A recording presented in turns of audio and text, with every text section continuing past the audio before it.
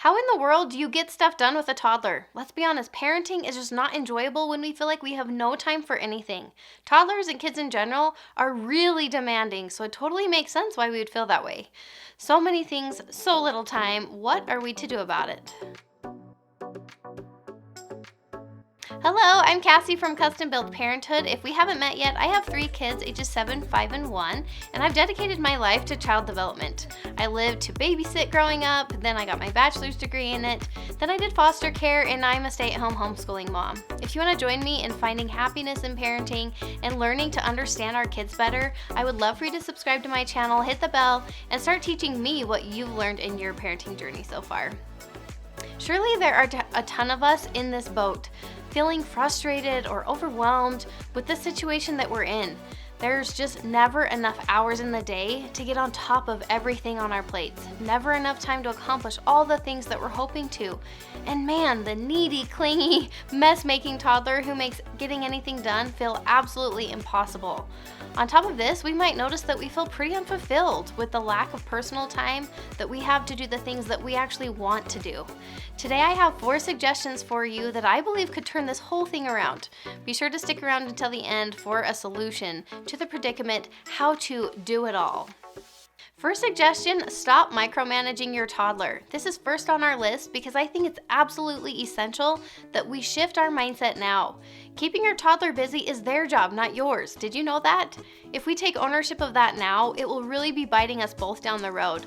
And let's be honest, it's probably biting you already. You're responsible for creating the environment and the daily structure or schedule, but your toddler can be responsible for all those pockets of time in between the routine.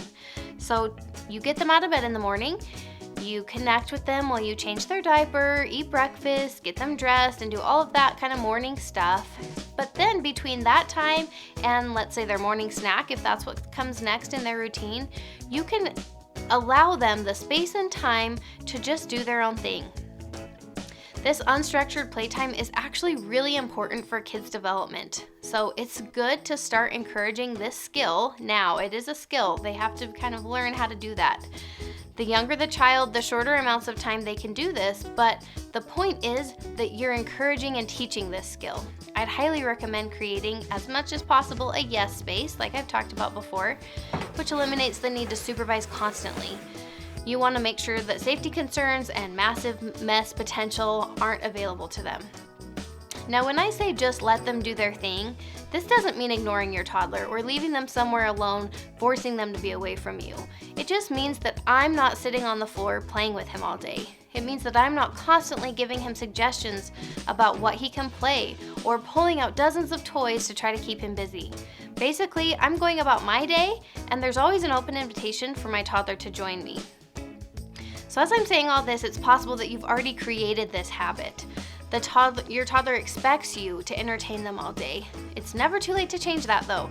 Start when you're ready to set a new expectation. You don't need to make it a big deal, you just need to mentally decide that from now on, you're not going to take ownership of every minute of your toddler's day. It'll be so freeing for both of you to break this habit. Establish a predictable routine with plenty of connection or quality time. You can check out this video for more on that.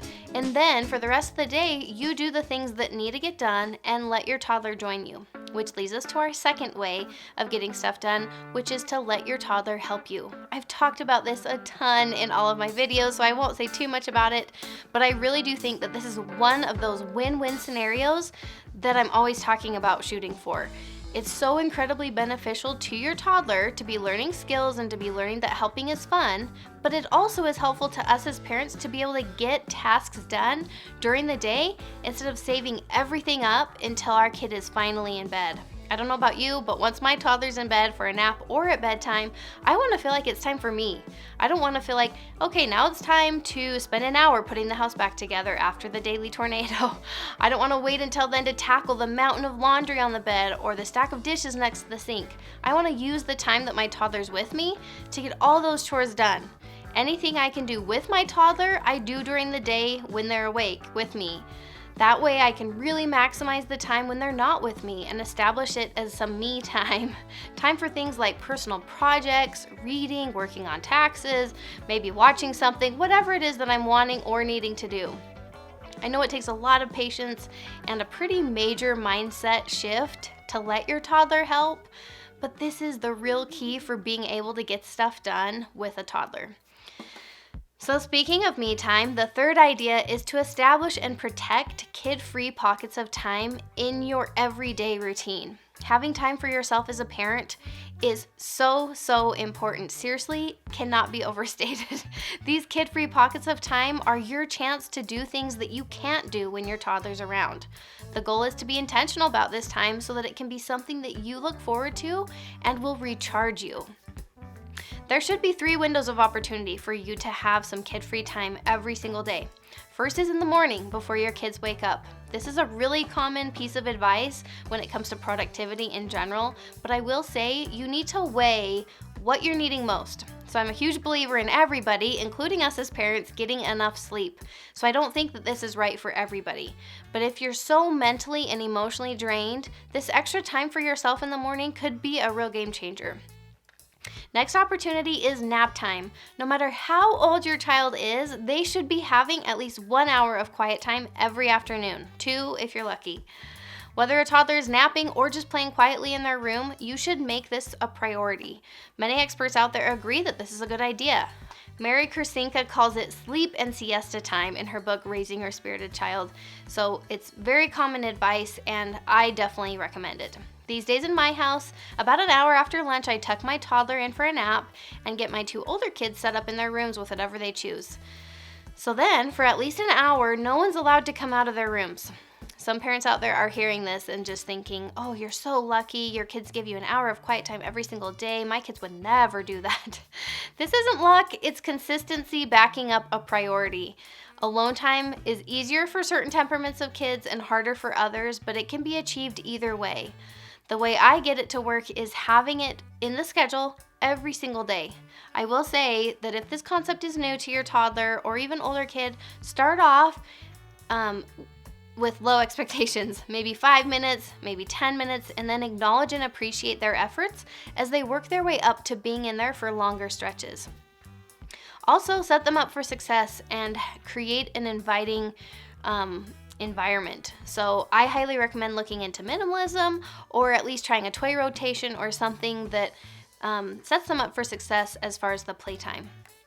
The third kid-free pocket of time is bedtime. Your toddler should have a consistent bedtime that you stick to no matter what. Make sure it's early enough for them to get enough healthy sleep and early enough for you to have some downtime to unwind. For me, it's about 7:45 every day that all 3 of my kids are tucked in and I'm off duty and can do whatever I want to or need to do. Remember, the real goal is to have this time be really impactful, something that really absolutely needs to get done, or hopefully something that can make life enjoyable and reconnect you to who you are outside of being a parent. But what if we just still have too many other things to do that we feel like we can't ever have time for the things we really want to do? That's where my last suggestion comes in, which is to prioritize your to-do list. So first, we stopped micromanaging our toddler, which has freed up some pretty noticeable time and energy. Then we've started to let our toddler help with everyday tasks. And as a result, we're getting way more of our daily chores done during the day with our toddler. Then we've established kid-free pockets of time, which has really energized us and increased our time for other things. So now let's address these other things. In today's busy world, it's a very real possibility that you need to simplify your life down to a manageable level. A parent's to-do list seems never-ending, and it's likely that you actually legitimately don't have enough hours in the day to get everything done that you're wanting to. So what's the solution?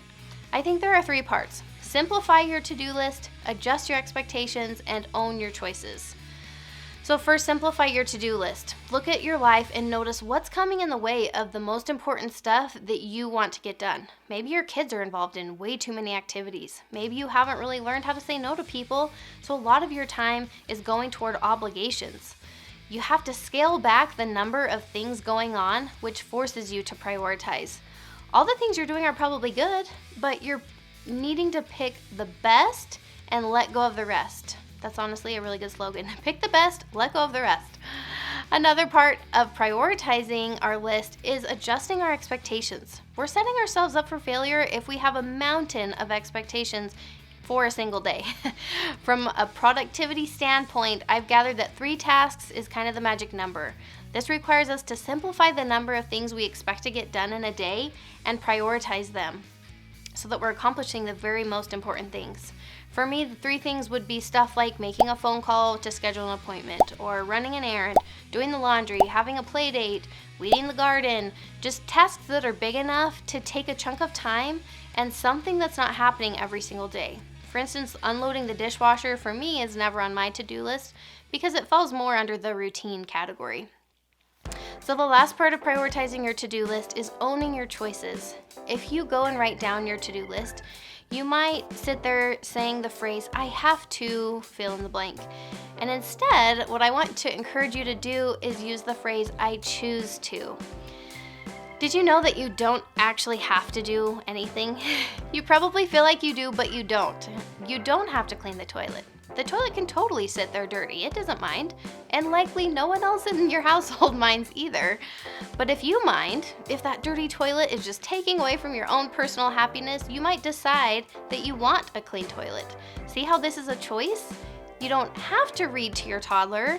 There's no reading police that's gonna come and write you a ticket. But if you want all the benefits that come from reading to your toddler, you're likely to choose that. So let's go a little more extreme because if you remember, I was a foster parent. So let's take a look at the choice to meet the basic needs of your kids.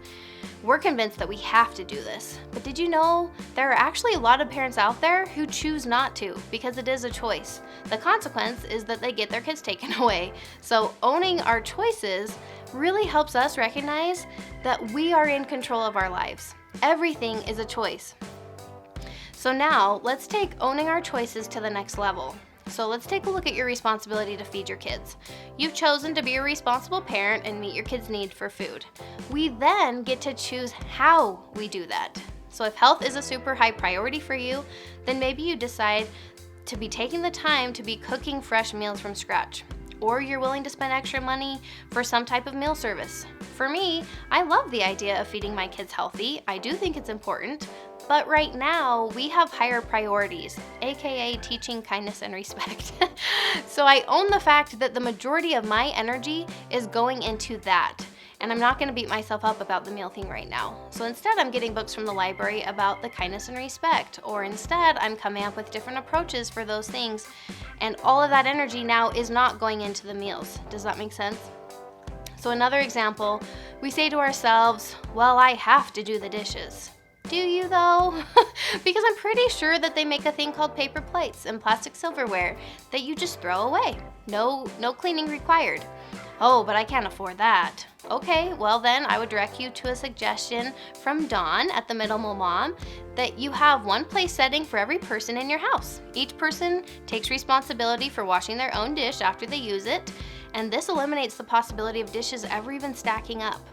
The point I'm trying to make is that there are always options and solutions to problems. So make a conscious effort to avoid boxing yourself in with things you have to do. When it comes to a parent's to-do list, don't you feel like these days it's a competition of who's the busiest? Like you're winning if you think that your life is more hectic or crazy than your friends? And as we're all listing off the things that we're doing or the activities that our kids are involved in, we're proud on one hand and then throwing a pity party on the other hand. So I've decided to opt out of all of this, the competition, the busyness, even the pity party, most importantly, the pity party.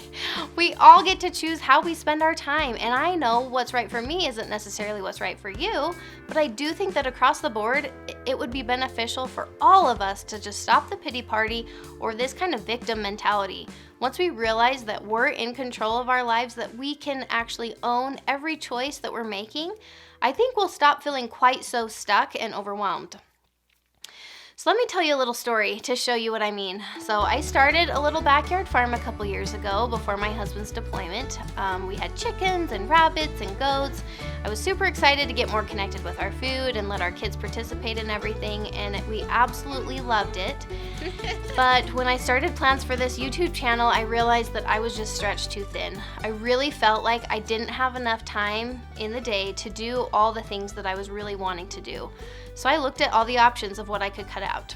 I chose to keep homeschooling my kids. I decided to keep cooking meals for our family, and I chose to keep maintaining the house because those were important to me. So naturally, cutting out the farm made sense. It was really hard, honestly, but I decided to sell most of the animals to free up more time in my day during this season of life. I am still hanging on to my last few goats, and in the meantime, I've really relaxed my expectations of how clean and tidy our house needs to stay all the time. Which leads me to my final thing I want to talk about, which is how to do it all. Notice that the title of this video was Get Stuff Done, not Get It All Done. That was very intentional. The phrase get it all done just rubs me the wrong way. I think we all have the wrong idea of what it means. In our minds, I think we envision this version of ourselves that's just totally unrealistic. We want to spend lots of time with our toddler, and we also want to cook healthy meals from scratch, and we definitely need our house sparkling clean all the time, and we've offered to be in charge of the weekly play group, which takes quite a bit of time. The bathroom's pretty updated, so we need to pick out some new paint and tile, plus we still have that library book that we've never finished. And man, we go through this never-ending list, and then we're totally at a loss of how to get it all done. No wonder we're overwhelmed. No one can get all that done. The key to success is channeling our energy into one thing at a time. We all have different priorities, and every season of life looks a little different.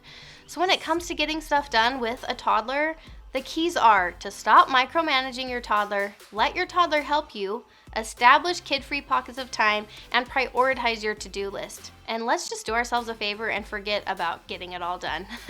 Even if we did get it all done, there are new things that would be coming up every single day, showing up on our to-do list. So keep the right perspective. Make time for the most important thing, which is loving your toddler and just finding happiness right where you're at. You're doing amazing. Keep up the good work, and we'll see you next time.